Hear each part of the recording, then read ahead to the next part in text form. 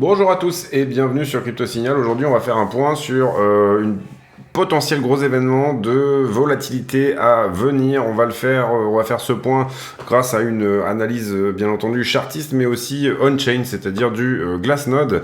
Donc restez bien jusqu'à la fin de la vidéo puisque ça va être un point assez complet là-dessus. On passe en partage d'écran et on commence aujourd'hui par une news. J'en profite pour dire à ceux qui le souhaitent de ne pas hésiter à s'abonner, activer la cloche des notifications, venir nous rejoindre sur le Discord dont le lien est en vidéo et pas hésiter à faire un tour sur les liens d'affiliation de la chaîne. Notamment les liens qui concernent Bybit, BitGet, voilà tous les les exchanges sur lesquels vous pouvez avoir bien entendu des bonus et des diminutions, mais également sur tous les liens de achat, de bouquins avec Amazon, ce genre de choses qui peuvent être intéressants et recommandés par la chaîne. J'en profite aussi pour vous dire de ne pas hésiter à mettre un like et un commentaire d'encouragement et pour bien entendu remercier, ça fait vraiment chaud au cœur, tous les gens qui effectivement mettent un like et des commentaires d'encouragement sur les vidéos de la chaîne, une vidéo par jour sur le Bitcoin avec une analyse technique fondamentale et de sentiments sur Bitcoin et Ethereum, donc tous les jours. Ici, on est sur Cointelegraph et on nous dit que 740 millions de dollars en Bitcoin qui sortent des exchanges aujourd'hui. Donc la plus grosse sortie depuis le crash de juin. Assez intéressant cet article qui nous explique bien entendu, vous le voyez ici, que oui, ces sorties de Bitcoin des exchanges sont des événements à noter. Ils ne marquent pas forcément un bottom, bien entendu. Ça ne veut pas dire ici que vous le voyez ici sur l'action de prix, on a des grosses sorties et néanmoins parfois le prix dégringole derrière. Ça n'est pas du tout ici l'histoire, mais l'histoire c'est un regain d'intérêt des très gros portefeuilles pour Bitcoin et du mouvement bien entendu sur le on-chain qui fait que bien évidemment le prix ici en est affecté. On va maintenant ici sur la charte du Bitcoin, on est à 19 471. Hier, on a parlé assez fortement de cette trend violette et vous le voyez, on est toujours dans cette situation de rejet là ici en daily par cette trend. Concrètement pour moi, comment dire ? À mon avis, on va potentiellement ici soit venir rejoindre cette droite jaune ici, c'est-à-dire revenir potentiellement faire un tour aux 19 000 $. Si on ne casse pas ici, s'il n'y a pas un regain ici de momentum sur Bitcoin. Pourtant, les journées en bourse sont plutôt pas mal en ce moment. Je crois que Dow Jones a fait une jolie journée ici, vous le voyez, avec plus 1%. On a le Nasdaq qui nous fait aussi une jolie journée avec plus 1,30. On ouvre en gap haussier assez fort. On a ouvert il y a 1h30 et ensuite on se retourne vers le bas, donc attention à ça. Est-ce qu'on va combler ce gap dans la journée? Ce faisant, on ouvre un gap ici également à la hausse, donc on est plutôt en train de combler le gap haussier qu'on a ouvert dans la journée. Vous savez que les gaps en général sont assez souvent fermés dans les 48 heures suite à leur ouverture et voilà, donc potentiellement dans la journée on pourrait venir éventuellement la combler deux gaps avec pas mal de volatilité et sur le S&P 500 même tarif on va dire, c'est-à-dire que on ouvre avec ce gros gap haussier bien évidemment, on ouvre à la hausse bien plus haut et puis ensuite derrière la journée est en train de se retourner là et de venir fermer le gap précédent, gap qui avait été ouvert au même endroit. Donc c'est intéressant de regarder ça. Ce qu'il est intéressant de regarder également, c'est bien entendu qu'est-ce que nous dit Bitcoin. Et bien Bitcoin sur le début de session est venu essayer de péter cette fameuse trend violette. Il n'a pas réussi étant donné qu'il y a eu retournement ici en milieu de séance. Il est plutôt en train de marquer une correction actuellement. Et potentiellement, comme je vous le disais, on aura la réponse sur cette trend jaune. Est-ce qu'elle va tenir? Ou alors, tout simplement, est-ce qu'on va reprendre du momentum en très courte time frame avant ça? Personnellement, j'en ai parlé hier, mais je pencherai plutôt sur une structure de ce type-là, c'est-à-dire un double bottom comme ceci, avec un bottom arrondi et un bottom en V, éventuellement, un mouvement assez impulsif ici pour péter cette trend et repartir. Mais d'abord, revenir éventuellement tester la jaune. On pourrait faire une déviation jusqu'à ici, ce support blanc.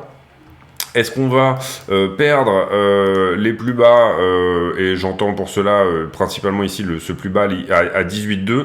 Pour moi, ça n'est pas nécessaire. J'ai pas la liquidité qui me dit qu'on va y aller, mais on va voir aujourd'hui comment ça a évolué. J'ai pas regardé les liquidités aujourd'hui, donc on va voir s'il y a beaucoup de gens qui sont rentrés, bien évidemment, en longue sur ce mouvement. Sur Ethereum, c'est à peu près le même topo, j'imagine.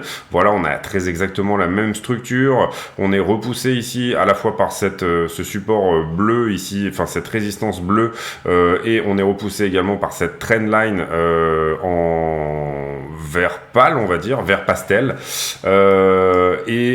Voilà pour la situation. Sur les très courts time frame, on n'a pas vraiment ici de structures qui peuvent vraiment nous dire qu'on est dans un flag ou des figures de continuation pour le moment.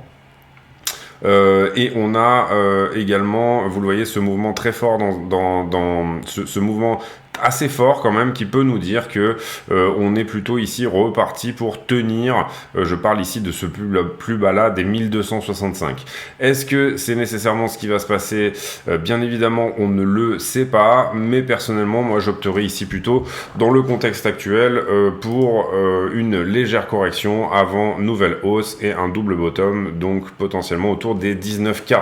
On continue ici sur les news. Alors j'ai pas regardé les news aujourd'hui, mais on va faire un point ensemble.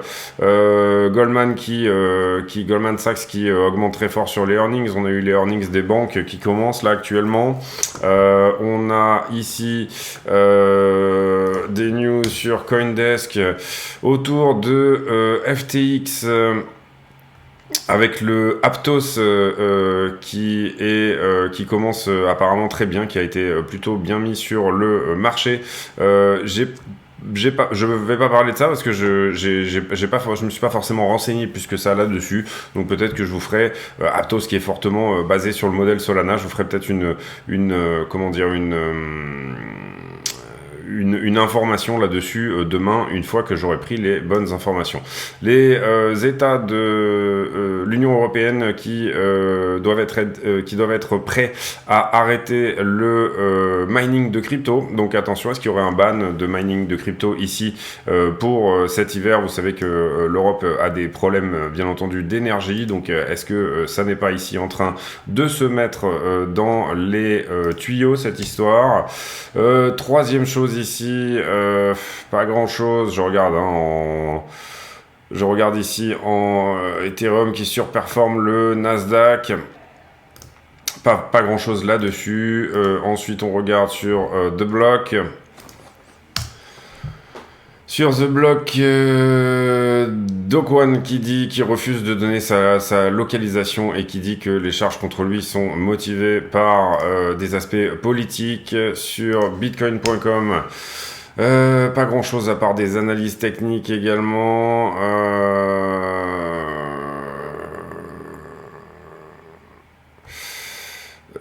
Une plateforme basée sur la blockchain en Arabie Saoudite qui prend la 3e place dans une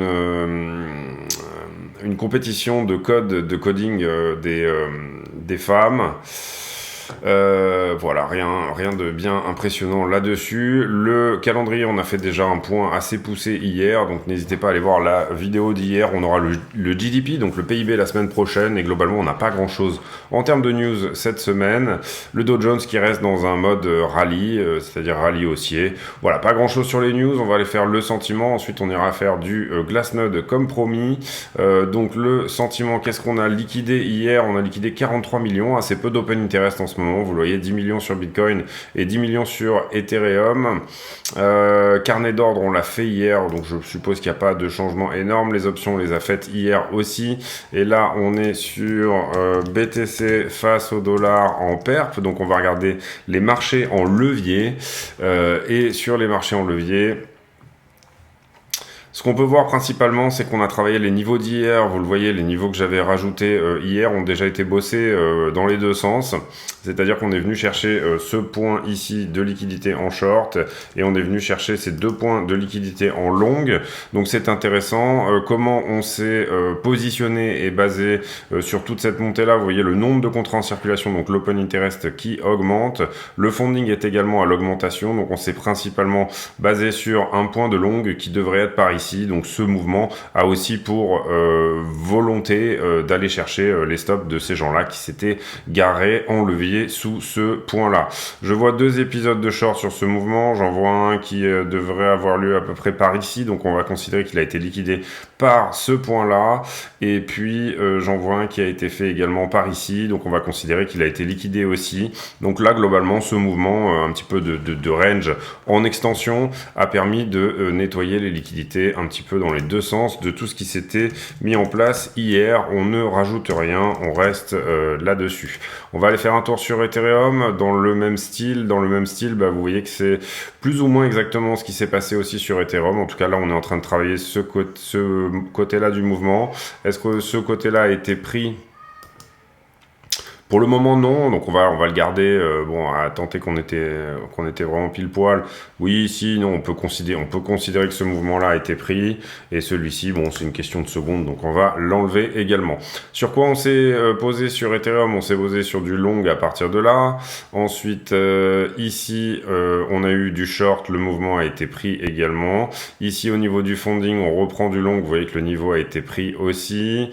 Donc on a eu, à partir de là, du short, on considère que le niveau a été pris également. Ici, on a du long, à nouveau, le niveau a été pris. Ici, on a du short, donc on rajoute un point de short qui n'a pas été pris juste là. Voilà. Et après, derrière, on reprend du long ici. Le niveau a été pris et voilà pour moi. Donc, ici, on crée un nouveau point de short et sur Bitcoin et sur Ethereum. Globalement, 1330 sur Ether. Et si Ether doit venir corriger quelque chose et venir prendre des liquidités, il ira chercher les 1260 $. On va regarder les heatmaps et tout ce qui est poche de liquidité. Donc là, on est sur le même thème, hein, c'est-à-dire les leviers. Je vous fais juste un refresh sur les trois, puisque j'ai pas vraiment préparé tout ça. Hop, voilà. Et en l'occurrence, sur Bitcoin, on a toujours plus de longueur que de shorter. Assez peu, vous le voyez, les zones sont pas très denses, hein, en fait, finalement, en termes de liquidité. On a assez peu de monde, et c'est ce que je vais vous montrer également sur le on-chain, qu'on a une diminution de l'open interest et des marchés en levier en cours. Sur Ether, on a un peu plus de densité en haut, et on a également pas mal de densité jusqu'au 1260. Je pense qu'on peut rester à partir de 1260 haussier sur Ethereum, donc une descente qui théoriquement, si en plus on commence à engorger du short, ne devrait pas forcément aller extrêmement plus bas. Et j'ai le sentiment que sur Bitcoin, les 18,7 pourraient être un point éventuellement à venir chercher. Mais on a quand même ici pas mal de densité au-dessus. Plus de monde en dessous qu'au-dessus quand même. Donc on pourrait ici aller venir corriger un petit peu ça. Et sur la heatmap de Bitcoin en 12 heures, donc les positions vraiment très fraîches, vous voyez qu'on nous donne cette poche de liquidité là à peu près jusqu'au 19 et une suivante jusqu'au 18,6. Donc c'est à peu près ce que je vous dis. Première poche au 19 qu'on est en train de nettoyer là potentiellement. Une petite perte de 400 $ éventuellement. Ça ne mange pas de pain pour venir nettoyer un peu tout ça. Est-ce qu'on va vraiment venir chercher les 18,6 ? J'en doute. Moi, je dirais que c'est plutôt les 19. De manière chartiste, c'est un peu plus ce qu'on a vu aussi. Voilà, peut-être que ça sera le cas, hein, qu'on viendra quand même ici chercher cette zone-là. Par contre, ce qui est cool, c'est que on commence à densifier un peu ce qui se passe au-dessus. Donc, en termes de shorter, on commence à engranger un petit peu du monde. Le fait de latéraliser dans cette zone sans faire de mouvement vraiment extrêmement violent vers le haut. Ici, vous le voyez, quand on passe en 7 jours, on a une poche de liquidité qui est plutôt à 18 850. À venir chercher. Donc légèrement sous les 19 pour celle-ci. Et quand on regarde la map depuis, j'ai mis quoi là, un mois, on n'a pas de liquidité avant le nouveau plus bas ici. Et vous voyez qu'on n'a pas grand-chose en fait finalement en dessous, mais qu'on a quelque chose à venir chercher autour des 21, 21,5, 21, on va dire 21, et oui, 21,5, voilà. Entre 21 et 25, 21,5, pas mal de liquidité en short, et sous le dernier plus bas, pas mal de liquidité en longue. Donc là, on a un petit peu, on est un petit peu au milieu des deux. C'est un petit peu ce que j'expliquais hier également, et le prix doit décider, bien entendu, d'une direction. Si jamais je reviens sur la chart et que je vous montre le Shoppiness Index, donc l'index de volatilité à prévoir, c'est-à-dire si jamais vous avez un Shoppiness très fort, ça peut vouloir vous dire, bien évidemment, que on va avoir un mouvement assez fort dans un sens. Alors là, c'est l'OBV, donc on va juste faire ça. Enlever l'OBV et on va vous remettre le shop. Vous voyez qu'on est bien chargé ici. Alors là, on est en 1 heure, mais on va regarder en daily. En daily, on commence à décharger un petit peu, vous voyez, hein, c'est vers le bas. Et en weekly, on est chargé à bloc, d'accord. Qu'est-ce que ça veut dire d'être chargé à bloc en weekly? Ça veut dire qu'on peut potentiellement ici initier un mouvement assez violent dans un sens ou dans l'autre, c'est ce que je vous expliquais. Vous voyez que par exemple, quand est-ce qu'on a été chargé assez violemment? On était chargé assez violemment en weekly par ici, donc sur cette bougie-là. Et on commence à décharger vers le bas, et vous le voyez ici, on décharge pas mal et on se casse la gueule. Ici, même chose, on a été fortement chargé quand on était en haut de cette 2 là, et vous voyez que le Shoppiness s'est déchargé vers le bas assez fortement également. Et puis ici, on est à peu près au même point. Si jamais je vous montre également des points un petit peu avant, hein, où on était chargé assez fortement, ici même chose, on est fortement chargé en weekly et on vient décharger vers le bas. Ici, on est fortement chargé en weekly et en revanche, on vient décharger vers le haut. Vous le voyez ici, très grosse charge en weekly, en gros vers ce point-là, et on décharge fortement vers le haut. Et ici, très fortement chargé en weekly, et on décharge vers le bas. Une des grosses questions, alors j'ai pas eu le temps de préparer cette vidéo, je pensais faire une vidéo assez longue sur, finalement, est-ce qu'on est dans cette zone-là, ou est-ce qu'on est plutôt dans celle-là, ce qui veut dire, globalement, d'une certaine manière, est-ce qu'on a trouvé le bottom? Donc essayer de voir un petit peu les similarités de momentum et toutes ces choses-là, en fonction de cette zone-là et cette zone-là, puisque ce sont des zones où la volatilité se resserre pour toutes les deux, et que derrière vous avez un mouvement violent. Alors ici c'est vers le bas, moins 50%, et ici c'est vers le haut, plus je ne sais combien de pourcents, peut-être 200 ou 300. Hop, on va regarder ça ensemble.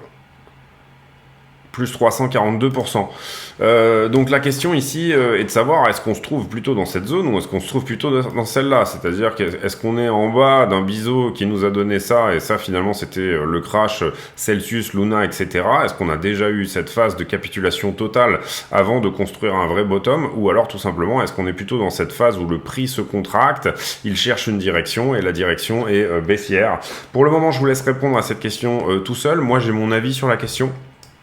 J'ai mon avis sur la question, et personnellement, il serait comment dire, plutôt dans une direction entre les deux, assez bizarrement. C'est-à-dire que pour moi, on va plutôt faire quelque chose comme ça, et puis ensuite quelque chose comme ça, d'accord? Là, en l'occurrence, vous le voyez, on était remonté à 7006. Donc globalement, on serait plutôt, oui, voilà, quelque part par là, par exemple. C'est-à-dire qu'on va avoir un up avant de faire un dernier down. C'est mon avis, maintenant, c'est mon scénario, c'est ma façon de voir les choses, mais il est bien évident que je suis quand même positionné au cas où on ait trouvé un bottom ici. Une bonne partie de mon portefeuille est allouée, et que, bien évidemment, par contre, je vais commencer à prendre du profit plutôt que d'accoutumance, c'est-à-dire que autour ici des 25 000 $, j'aurais tendance à sortir un bon 25% de mon portefeuille au cas où, pour pouvoir, si jamais on redescend 50% plus bas, essayer d'avoir un joli retour sur investissement sur ce type de move là. Maintenant, c'est mon avis, encore une fois, c'est ma façon de faire, c'est également mon rapport à l'argent, c'est ma manière d'utiliser les charts et d'utiliser ce fabuleux couteau suisse qui est bien entendu l'analyse technique fondamentale et sentiment, mais je vous engage à tout simplement juste avoir un plan, c'est ça la chose vraiment importante. On continue sur du Glassnode, c'est-à-dire on a eu aujourd'hui la newsletter de Glassnode et j'aime bien vous faire des vidéos quand on l'a eu puisque tout simplement ça permet ici de... j'y vois rien, hein, excusez-moi. Voilà. Ça permet tout simplement de pas mal avancer hein, sur... Enfin, les newsletters de Glassnode sont assez fournis en termes d'informations on-chain et ça permet d'avoir des informations qui sont relativement intéressantes sur tout le marché. Là, vous le voyez ici, et je vous parlais de volatilité, on voit très bien la volatilité qui se resserre ici. On est désormais à un plus bas de volatilité, ou quasiment, vous le voyez, hein, on est sur des niveaux très bas de volatilité. Donc ça veut dire qu'on a quelque chose qui est en train de se recharger assez fortement. En général, quand on a eu très peu de volatilité, on a souvent le côté inverse, hein, la dialectique de l'histoire qui se déclenche. C'est vraiment sur les marchés d'autant plus important que c'est ce qui se passe. La grande question, c'est est-ce que ceci est une phase d'accumulation ou de distribution et pour qui, bien entendu. Ici, on est sur le SOPR, c'est-à-dire le Spend Output Profit Ratio. Globalement, ça vous permet de savoir qui est en profit ou pas, on va dire. Et globalement, pour vous expliquer rapidement cette charte et pas passer une demi-heure là-dessus, vous voyez ici le niveau 1, c'est la grande ligne qui est au milieu. Quand vous êtes en bear market, le niveau 1 a tendance à agir comme une résistance, c'est-à-dire que les gens qui se sont fait peur sortent à profit équivalent, hein, tout simplement. On a ici des gens qui ont acheté, qui ont perdu beaucoup d'argent pendant longtemps, et quand ils reviennent à leur mise de départ, ils ont tendance à être plus vendeurs. Et donc, en gros, par contre, en bull market, il a tendance à agir comme un support. Vous le voyez notamment ici et ici. On était parti en bull. Une fois qu'on l'a passé, il a réagi comme un support, et ensuite il est parti assez fortement. Ici il agit comme un support également, et puis là on est vraiment passé dessous, on réessaye de repasser dessus, on se fait repousser sur ce mouvement là où on devait être aux 25 000 $, et puis là vous voyez qu'on est en train d'essayer de se rapprocher de ce mouvement là. Donc la grande question ici, je vous l'expliquais tout à l'heure quand je vous montrais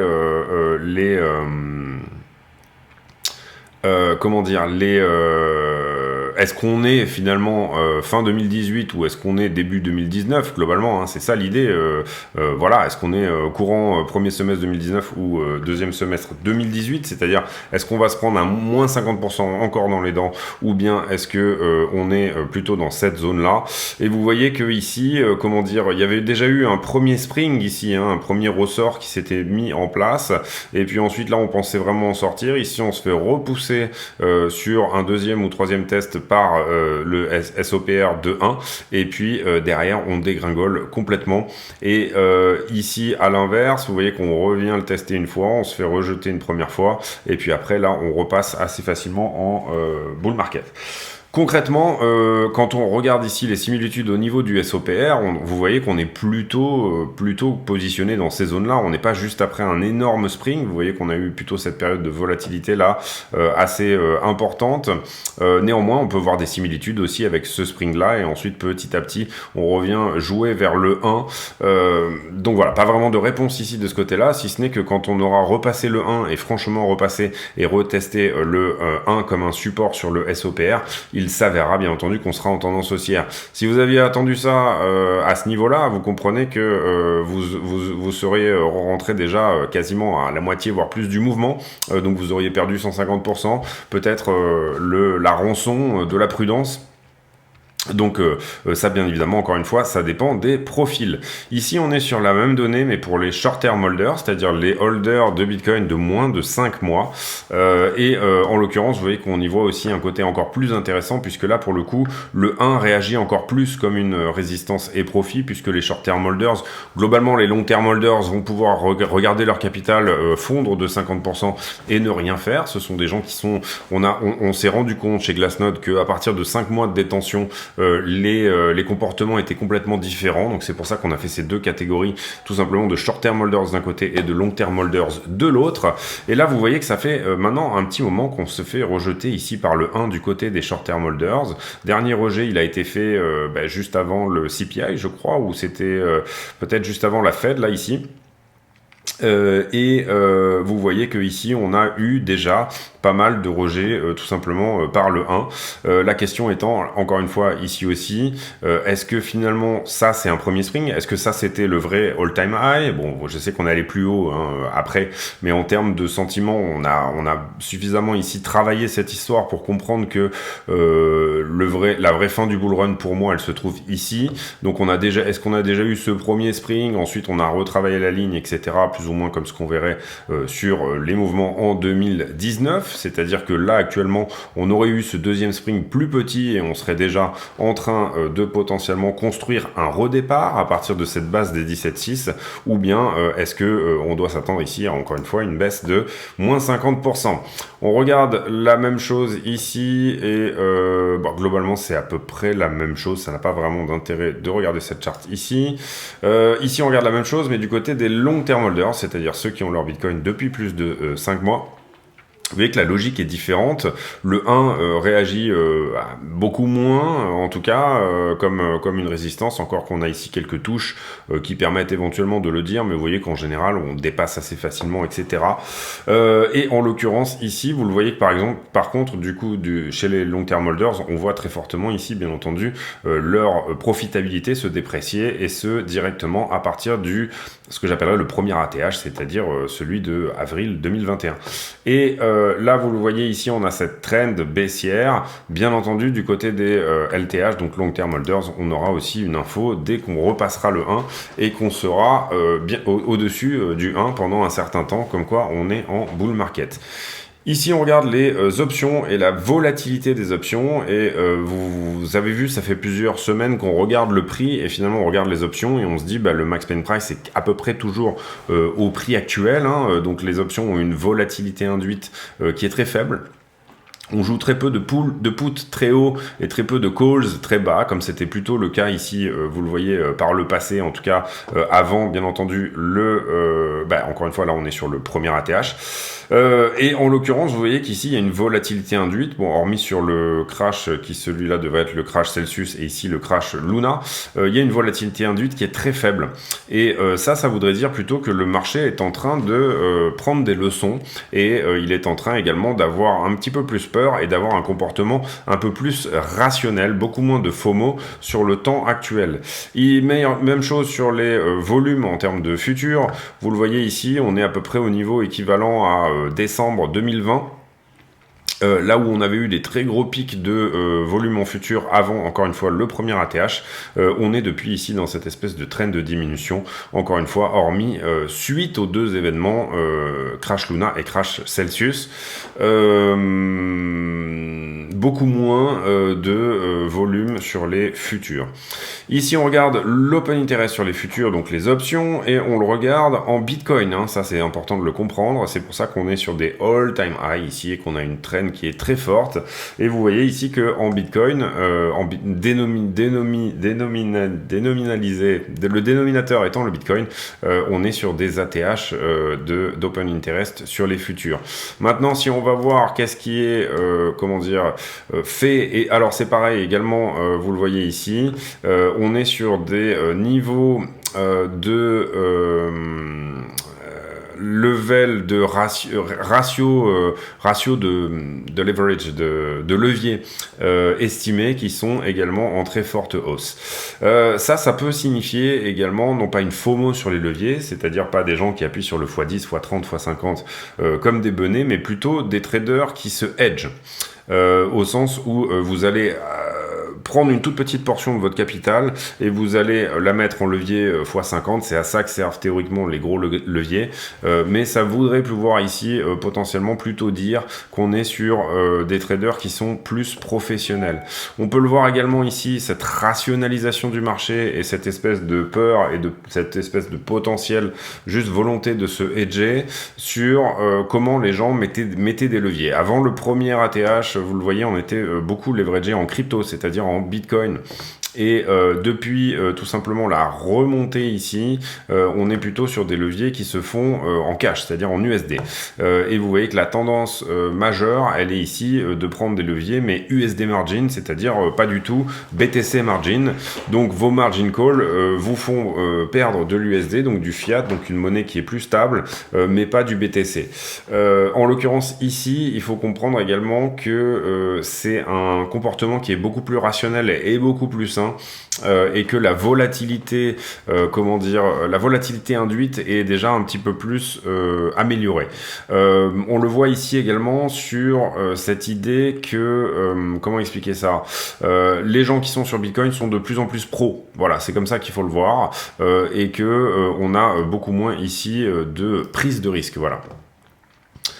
Et aussi également, ça revient à ce que je veux dire quand vous vous hedgez, bien entendu vous vous hedgez si par exemple on va dire que vous avez peur que BTC baisse parce que vous en avez en portefeuille et du coup vous allez ouvrir un short de couverture en face, bien évidemment vous allez ouvrir ce short de couverture, donc du hedge en USD contre de l'USD. Ce que vous voulez, c'est ne pas avoir à perdre des BTC, donc du coup en l'occurrence vous allez plutôt utiliser du cash margin. Et cette idée d'utiliser du cash margin, elle est également plus saine et elle montre en tout cas qu'on est beaucoup plus sur des shorts ou des longs de hedge que sur l'inverse, c'est-à-dire ici de la FOMO à l'achat. Ici c'est pareil, on est sur le funding, sur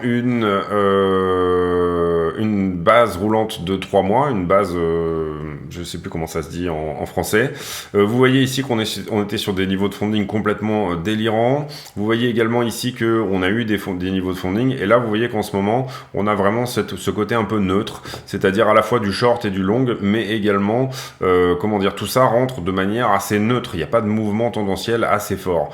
On va le voir également sur la prochaine charte, où vous voyez que ce sont plutôt les liquidations, en gros, en l'occurrence.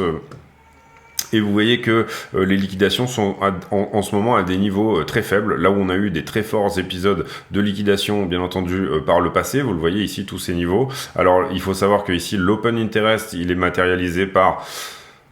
si jamais plus de 50% est en longue, l'open interest est vert, et si plus de 50%, donc il est fonction du funding, voilà, c'est ça que je veux dire. Si jamais plus de 50% du marché est short, à ce moment-là, il est rouge.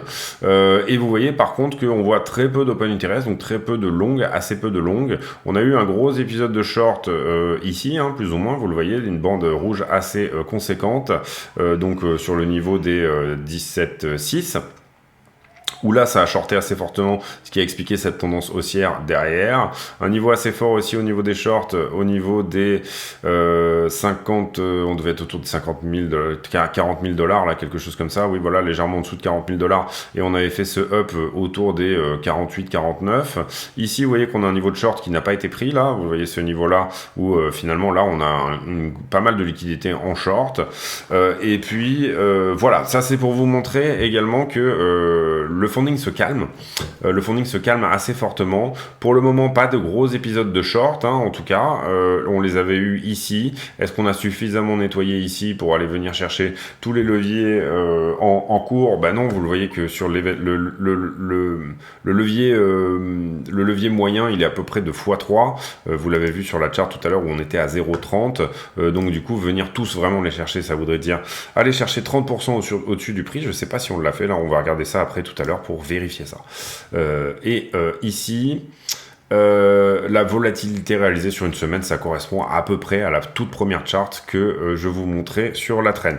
Donc vous le voyez, une manière de trader le Bitcoin qui se rationalise de plus en plus, peut-être en raison de l'entrée des institutionnels sur ce marché, et on est moins sur du retail qui va appuyer assez fort sur le bouton peut-être, et en tout cas aussi une tendance baissière qui a tendance bien évidemment à calmer un petit peu tout le monde. Hier on avait mis en avant que les actions blockchain marchaient très bien.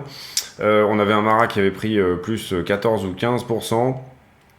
Et pour l'instant, Mara qui nous fait une journée très légèrement baissière, hein, comme le marché, mais on continue ici sur cette tendance à la hausse.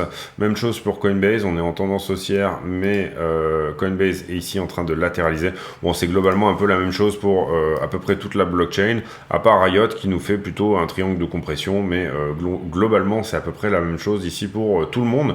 Donc correction aujourd'hui, mais la tendance pour le moment n'est pas remise en cause là-dessus, ce qui pourrait éventuellement signifier un retour des institutionnels sur Bitcoin. On va regarder le CME, est-ce que les institutionnels reviennent sur Bitcoin en ce moment, et ça va se marquer ici par une augmentation du CME. Eh bien non, vous le voyez ici, moins 3,42%, donc aujourd'hui était une journée de sortie des institutionnels du trading Bitcoin sur le Chicago Mercantile Exchange. Et on va regarder également le premium de Grayscale pour voir s'il y a également un retour des institutionnels de ce côté-là. Et en ce moment, on a un premium sur Grayscale qui est très bas, moins 36%. Toujours pas de mouvement également de ce côté-là, comme quoi on a un retour des institutionnels sur le GBTC, le BTC synthétique, on va dire, de Grayscale, qui est un gros institutionnel dans la place. Donc pour le moment, pas grand-chose à dire ici du côté d'un retour des institutionnels. Néanmoins, on a vu que les actions blockchain étaient en ce moment plutôt en bonne forme. Les actions blockchain, j'entends par là Coinbase, Mara, Riot, MicroStrategy et compagnie. Voilà, je pense qu'on a fait le tour. J'ai beaucoup parlé. Vous l'avez vu ici, côté très intéressant sur cette analyse on-chain où on voit finalement un changement de la typologie du marché avec potentiellement des choses beaucoup plus rationnelles qui se mettent en place. Est-ce que c'est un bottom de marché majeur? Néanmoins, pour moi, non. On n'a pas encore trouvé le bottom à 17,6, ou en tout cas, on reviendra tester les 17,6 de manière assez sûre. Mais moi, je serai, et vous le savez sur la chaîne, c'est ce qu'on défend depuis maintenant plusieurs mois, pour un retour éventuel autour des 25. On avait dit ici sur les ratios en levier, on avait parlé des leviers et on avait dit est-ce qu'on a fait un plus 33%? C'est ça à partir de cet épisode de short là. Je pense que oui, quand même, en fait. Oui, on a fait plus 40, donc on est venu sortir les x3 ici. Donc la majorité du marché, bon, ils sont pas forcément tous rentrés ici au 17,6, mais si on considère qu'ils sont tous rentrés, ils ont eu plusieurs occasions de rentrer ici, éventuellement dans ces points-là, et qu'ils avaient garé leur stop éventuellement au-dessus d'autres points potentiels, on en a quand même liquidé un bon paquet. On a sans doute des x2 qui attendent cachés ici derrière. Alors, sur les x2, on serait sur un prix de liquidation un peu inférieur, on serait autour de 28 000, mais vous le voyez quand même, on a nettoyé une bonne partie de cette partie en funding négatif dont je vous parlais tout à l'heure, et probablement qu'on en a nettoyé même facilement 60-70% de tout ce qu'il y avait en short à cet endroit-là. Donc pour le moment, on n'est pas shorté en masse. Les petits mouvements, bien entendu, nettoient très vite les shorts qui rentrent. On n'est pas shorté en masse, on est très peu longué également, vous l'avez vu bien entendu en termes d'open interest et de funding, voilà, un désintérêt un peu des marchés sur les leviers et une utilisation des marchés des leviers qui est beaucoup plus rationnelle que ce qu'on avait avant.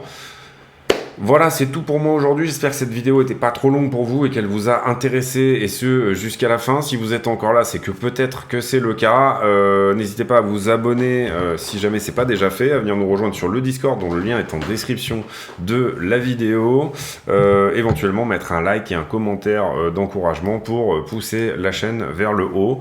J'ai pour habitude de poser en fin de vidéo une question à la con, c'est-à-dire une question qui n'a rien à voir avec le prix du Bitcoin et qui me permet de discuter avec les abonnés de choses et d'autres. La question du jour sera... j'en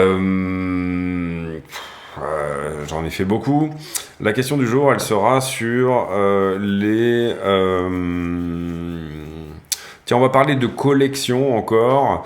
Quelle est la collection que vous vous aimeriez faire, non pas celle que vous avez, mais celle que un jour vous vous disiez, tiens, si je faisais une collection de quelque chose, ça serait plutôt à propos de ça. Je sais que certains d'entre vous vont répondre, je voudrais collectionner des bitcoins, mais du coup c'est bien entendu ici une réponse possible. Je vous laisse là-dessus et je vous souhaite à tous une très bonne soirée. On se retrouve demain pour une nouvelle vidéo sur le bitcoin face au dollar. À très bientôt.